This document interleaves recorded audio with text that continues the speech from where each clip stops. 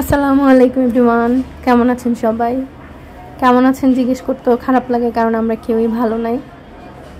গতকালকে থেকে internet of করে দিয়েছে, আর ইন্টারনেট অফ করার পর থেকে এত বেশি ভয় লাগছিল, জানি না কেন জানি মনে হচ্ছে যে ভয়ঙ্কর কিছু ঘটেছে।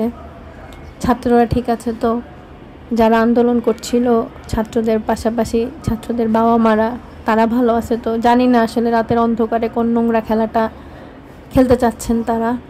তো যাই হোক, আসলে আমাদের কিছুই করার নাই। আর ছাদে আসলেও এখন ভয় লাগে, যে দেখতেই পাচ্ছেন টিয়ার সেল মারছে, হেলিকপ্টারে করে করে টিয়ার সেল মারতেছিল। ছাদে থাকা যাচ্ছিল না, রাস্তায় যাওয়া যাচ্ছিল না, এই রকম অবস্থা।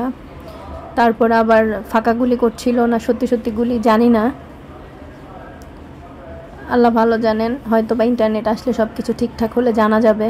তবে এগুলো প্রমাণ হিসেবে রইল, কারণ এখন তো আসলে কোনো কিছুই ঘটলে পরে সেটা এমনভাবে বিকৃত করা হয়, এমনও হতে পারে যে তারা বলতে পারে যে টিয়ার সেল মারা হয় নাই, গুলি করা হয় নাই। এটা র্যাবের হেলিকপ্টার ছিল। আমি আর একটু ক্লোজ করে নিতে পারলে আপনাদেরকে দেখাতে পারতাম। ক্লোজ করে নিব কি, আতঙ্কেই তো অবস্থা খারাপ।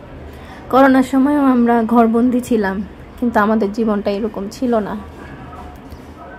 তখন একটা আতঙ্ক ছিল, ঠিক আছে, একটা মৃত্যু ভয়ও ছিল, কিন্তু তারপরেও সবাই মিলে খারাপ ছিলাম না। কিন্তু এখন এমন একটা সময় সবাই ঘরে বসে আছি, কিন্তু কেমন একটা আতঙ্ক, আর্তনাদ। করোনাটা ছিল আল্লাহর তরফ থেকে বান্দার জন্য পরীক্ষা, আর এখন যেটা ঘটতেছে সেটা তো ইচ্ছাকৃত। এই জিনিসগুলো আসলে কি বলবো, আমার কোনো ভাষা নাই, কি বলে বুঝাবো সেটাও জানি না। সবাই মিলে একসাথে থাকতে পারতেছি, হ্যাঁ হয়তো কিছু সময় ভালো কাটছে, কিন্তু পরক্ষণেই যখন মনে পড়ছে এই কথাগুলো তখনই খুব খারাপ লাগছে। আমাদের বাবা শেওড়াপাড়ায়, আমরা হচ্ছে এখানে, আমি আম্মুর বাসায় এসেছিলাম, আপনারা জানেন আম্মুর বাসাতেই আছি এখনও। তো গতকাল রাত থেকে ইন্টারনেট বন্ধ। আমি জানি না এই ভিডিওগুলো কবে আপলোড করবো, আপনারা কবে দেখবেন, আদৌ দেখতে পারবেন কিনা, তারপরেও আর কি ক্লিপ নেওয়া। তো এই হচ্ছে দুপুরে খাবার দাবার, শর্টকাট খাবার, মুরগি দিয়ে বিরিয়ানি। তো এখানে সালাদ কাটছে আমার সেজ বোনটা, ও খুব সুন্দর করে জুলিয়ান কাট করতে পারে। চপিং বোর্ড আমি খুব একটা ইউজ করতে পারি না, আমার বটিই ভালো লাগে, আমি বটিতে খুব সুন্দর করে কেটে ফেলতে পারি। তো এই যে কিছু কেটে ওখানে রেখেছে, সবাই আসতেছে চাইতেছে আর একটু একটু করে খাইতেছে। তো বেচারি খুব বিরক্ত ছিল যে আমাকে তো কাটতে দিবা। তো ছাদ থেকে চলে এসেছি ভয়ে, চোখ এত বেশি জ্বলা শুরু করেছিল, চোখ জ্বলা নিয়ে আর থাকা যাচ্ছিল না। তো এই হচ্ছে আমাদের দুপুরে খাবার, সবাই একসাথে বসেছি খেতে। খাওয়া দাওয়া কি আসলে সবার মুখে একটাই কথা, একটাই আতঙ্ক, কি হচ্ছে কি চলছে কিছুই জানতে পারছি না। যতদিন ইন্টারনেট ছিল ফেসবুকে কিছু না কিছু জানা যেত, এখন সেটাও বন্ধ। টিভি তো দেখা যাচ্ছে কিনা জানি না, আমাদের বাসায় টিভি ছিল না।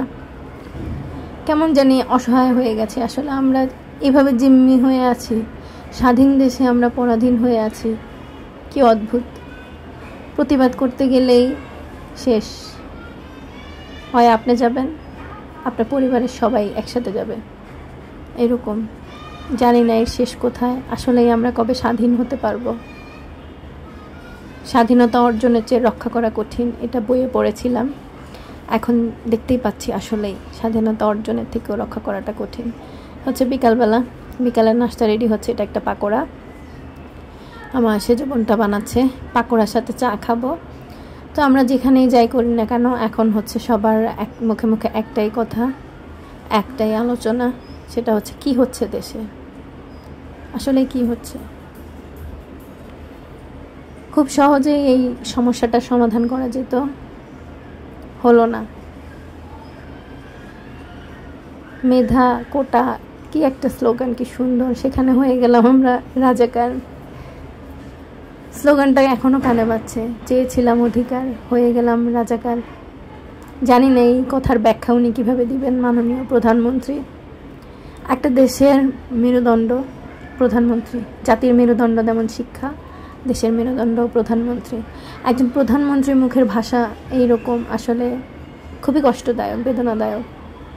যাই হোক, কিছু করার নাই, আমি কোনো সমাধানও করতে পারবো না, কারণ সেই ক্ষমতা আমার কাছে নাই।